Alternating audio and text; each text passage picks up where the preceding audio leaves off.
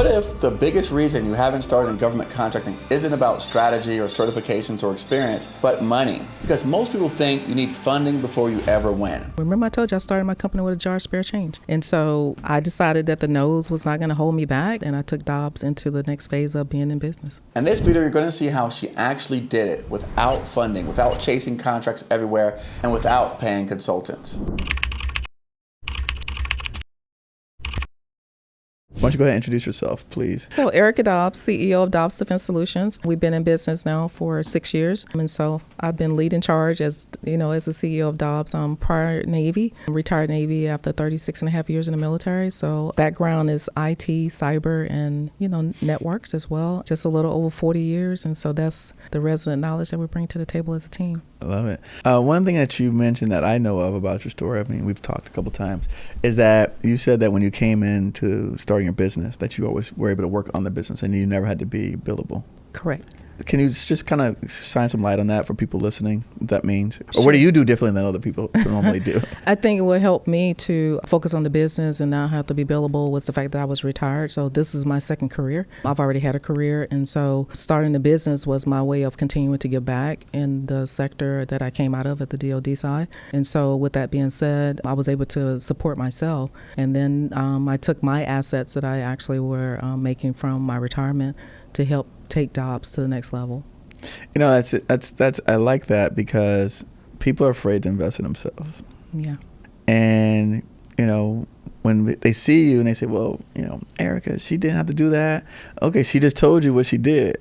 Yeah, she didn't have to do that because she took her resources and applied it, but no one didn't give you anything. Yeah. So I tried to get help. Okay. So in this day and time, we don't really talk about the term called redlining, but that's what happened to me. And so I was refused funding. And so with that being said, I had to make a decision within myself about my dream. I learned that when you're starting on this journey called entrepreneurship, no one cares about your dream but you. And so you have to decide if the nodes are going to determine where you land, or if you're going to create your own destiny by letting the nodes be your vitamins to take you to the next level. And so remember I told you I started my company with a jar of spare change. And so I decided that the nodes was not going to hold me back. And so I took that jar of spare change that I had and I took Dobs into the next phase of being in business. I love that. You actually in the military, then you work on ships? Yes, I was on 2 ships. I was on the USS, well, actually 3 ships. I was on the 2 aircraft carriers. I was on the USS Harry S. Truman, USS Theodore Roosevelt, and then I was on the USS Merrimack. So I served on 3 Navy vessels. I am a war veteran, so I served in the middle of the war.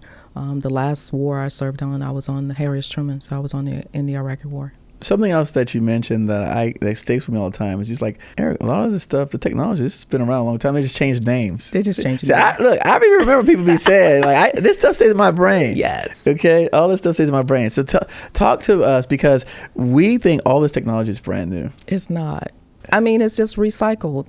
And you have to think about with time, you learn how to do things differently. And so you have, and I love the new phenomenon with the new generation that's coming in today because some of them, they're much smarter, right? Mm-hmm. And so they can take what we did in the past and expound it to make it better. And that's what's really taking place right now today. It's not that we have new technology. We're just taking what's in place and expanding it to another way of doing business. And that's what has taken place over the years. Think about it. We started out with teletypes. Someone took that teletype and took it to a computer. Right. And so that's what they're doing today with the same thing with technology is that it's just evolving into a new way of doing it, but it's not something that's grandiose or new. Interesting. How do you get people, how did you start hiring people? How did you get people to come want to work for you and support you? That's a good question because I think that what most people miss is that people only work for leaders that they trust. Mm. Right? And so for me, out of the gate, I started with 4 employees. I never had to put myself on contract. So I had sailors and other employees that sought me out to actually come work for me. Wow. So when I first started my business, Dobs started with 4 employees out of the gate. Wow. Yeah. And I was in a training class, to be honest with you. So I retired out of DISA and I was in the training class at, one of the CompTIA cert classes that we were in.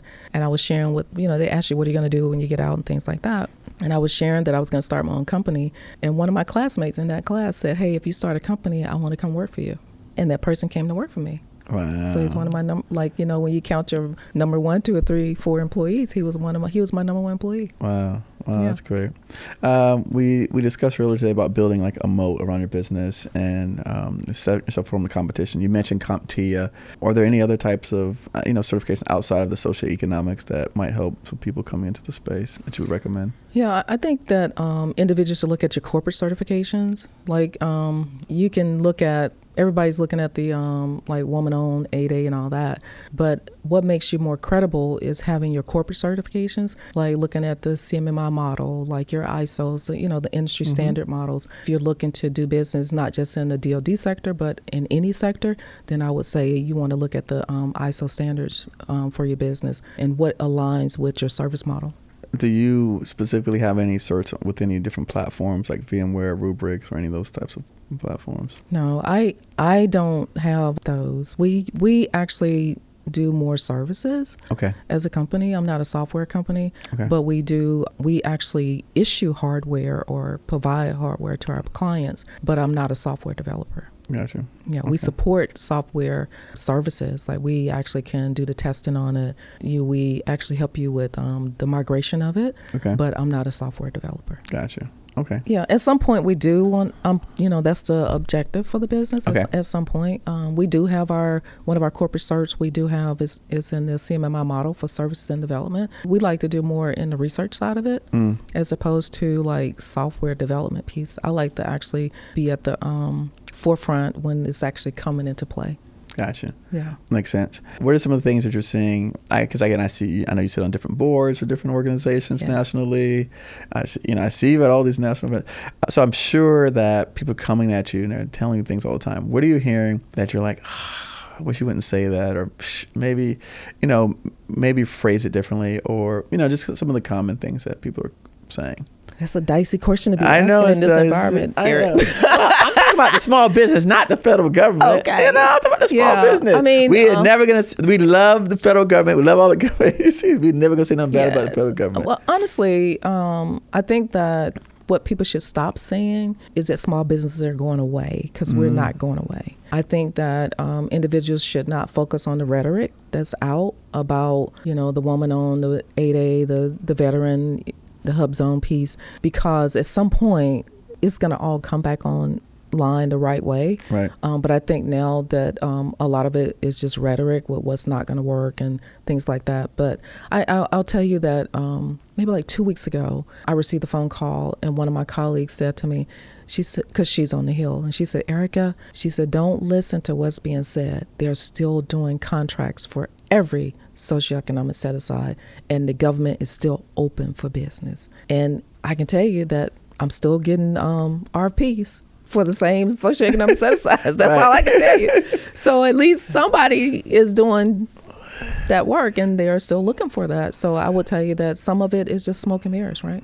No, I agree 100%. We just picked up some sole source contracts right before the fiscal year ended. And if you're in a joint venture, it's a good thing too. Okay, tell us more. Like the joint ventures are going to be, a part of the process for small businesses. I think a lot of people frown upon them, but I think they're good for you because it helps you to show credibility where you don't really have it. And more importantly, it helps you to advance your business to the next level in a lot of aspects as well. So I think the joint ventures are good. I think a lot of times some businesses dismiss getting on vehicles. If the opportunity presents itself, then you should look at what vehicle is going to help me advance my business to the next level.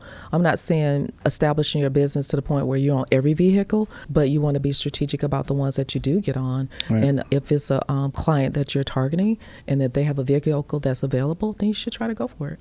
Yeah, no, I agree.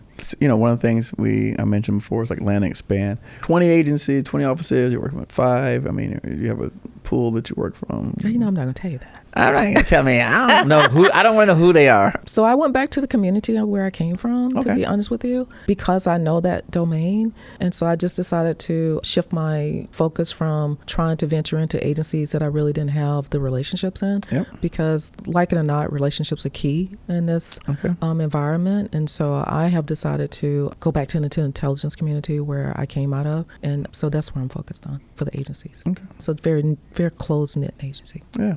I know that they're talking about, again, some of the moving everything to GSA. What do you know about that? I don't know any more than anybody else. There you go. I do know that I think this was like happening in 2019 when you really go back to think about it. Right. Because when I first started my business, everything was, do you have a GSA schedule? Yeah. And I didn't have one at the time. And so to me, it's just like a reciprocal process, right? And so it's just coming back full circle again, where you have to be on the GSA schedule. I think that a lot of times as a business, you dismiss the GSA schedule, but it's a really good piece to get into as far as like having a vehicle, because the fact that you've already competed for pricing. So all you need to do is like market yourself and you can get sorts awards using your GSA mass. I agree. Yeah. No, I had Emily Murphy on the show before, and she talked about, a lot of the good that GSA's been doing. Yeah, they're a great organization. I don't want to bash them. I think they're doing a great job. Yeah. When I first started out to get on GSA Mass, I know a lot of people pay for consultants to get them on GSA schedules.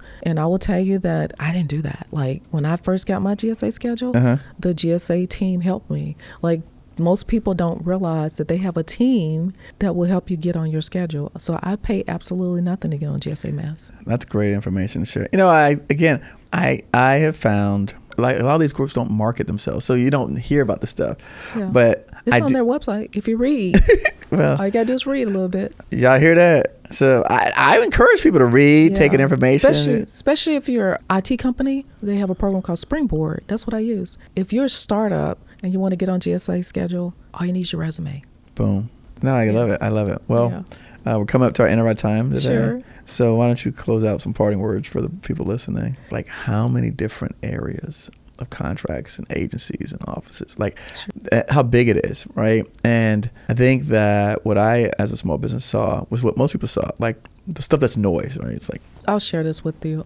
When you said that, I was like, one thing I'm grateful for is my advisors and my mentors that I've had. Okay. And so if you don't have a advisor or mentor as a small business on an entrepreneurial journey, you should get one. And then listen to what they tell you, right?